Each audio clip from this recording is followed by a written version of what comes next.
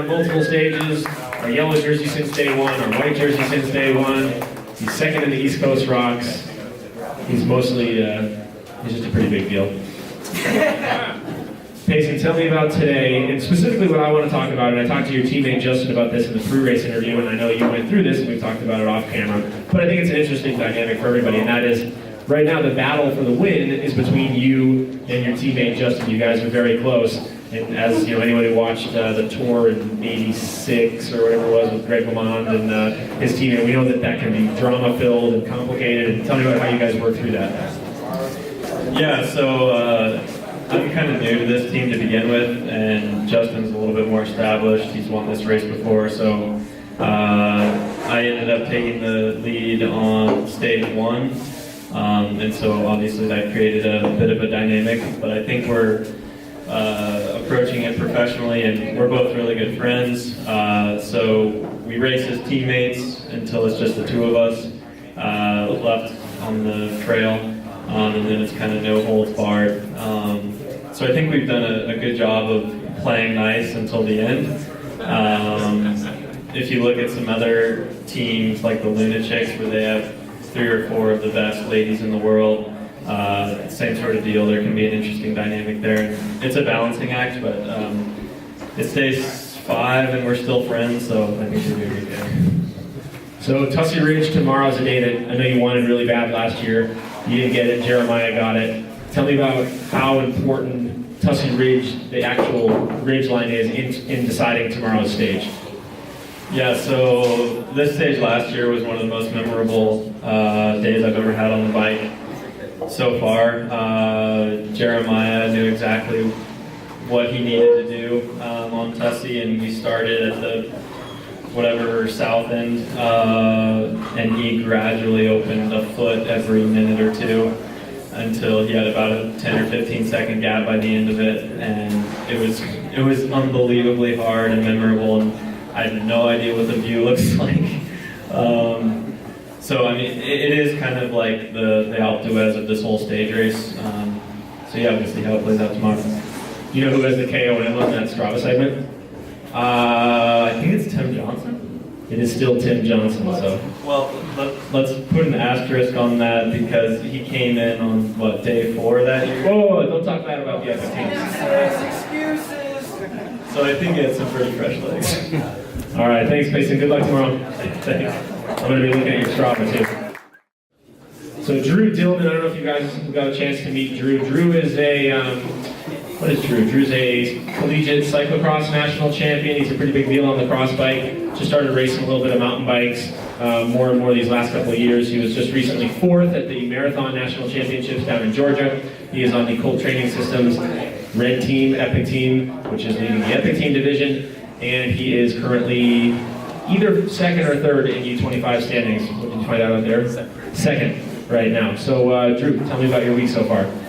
Well, got some flats early on in the first couple stages, but luckily made some tire changes today and no flats today. So it's actually, I was up there with the lead guys the first couple days until those flats, so that was unfortunate. But today I had some chain problems early on, but was able to catch back up to that lead group and stick out with them to the end almost. Payson and Justin got a little bit of a gap, and then me and Tristan and Peter were all together duking it out. So. Tell everybody what kind of tire you had on the front of your bike.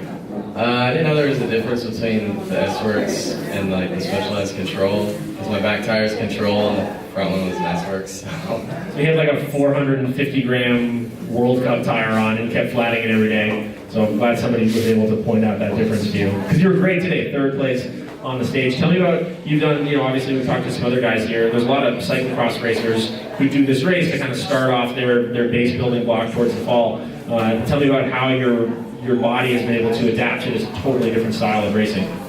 Yeah, I've never done a stage race before, except for like on the road bike, the 4-day, but that was like years ago. And so I guess the day-to-day recovery has been something I've never had to deal with, and so it seems like I'm handling that a lot, you know, pretty good so far. I feel pretty like mentally like checked in every day. Like I'm not like mentally drained or anything, so I'm ready to go every morning. So yeah.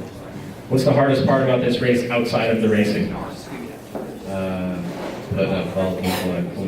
No, I'm just kidding. That's probably the best part. I don't know. I mean, everything seems to be pretty good so far. I mean, besides I guess the bugs are pretty annoying. And when you lay down in bed, your blankets might be a little dewy, but you know, you can live with that. All right, thanks a lot, Drew. Yeah. And I would like to talk to Abe Landes.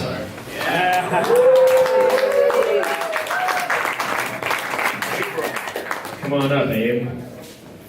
So, most of you guys obviously know Abe. You see him on the trail, or you see his flash in your face right before you crash.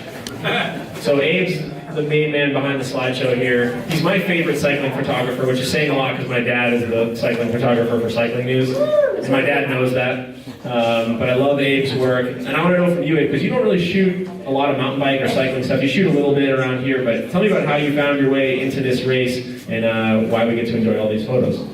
Mike reeled me in like a fish. With promises of a good time all week. I realized I started with Mike, I guess we've been doing this for 6 years? Yeah, 6 years ago, and every year it just keeps getting better and better. I feel a real draw to these, to photographing these trails just because I learned how to mountain bike on these trails, and even though I don't get a chance to mountain bike on the trails during this week, I still feel that pull back to represent them and share how great they are, and I just wish everybody could at least ride them once.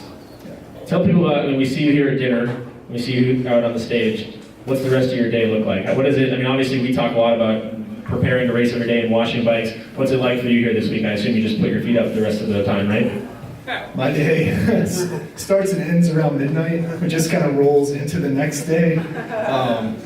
Waking up in a panic around 6 a.m. and around 6:30 I wake up and it's almost like there's this energy in the camp that you wake up and you're here and you're ready to go. You feel focused. I have a hard time waking up at my own house, but here it's like 6:30. I'm up and I'm ready, like not even with any coffee or anything.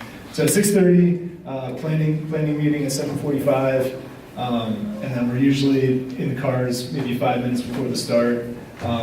We already had the day mapped out of where we're going to go, but we're also reacting to weather, to how the race is going, to the men's field, the women's field, the single speed field, whatever that is.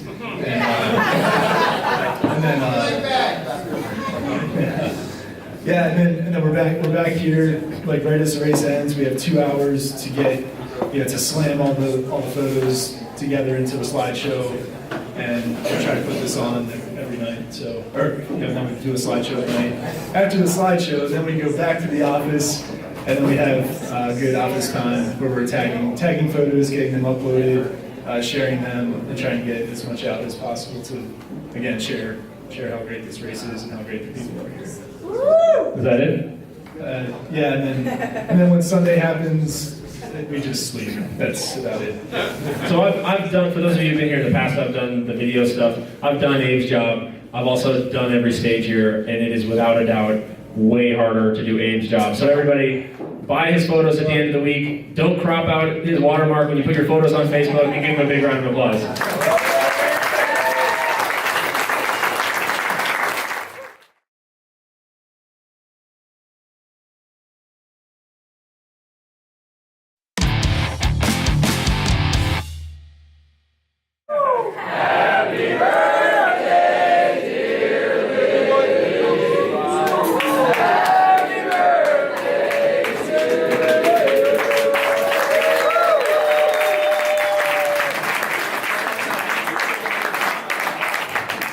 Best place ever to have one of these. But you still have to race tomorrow.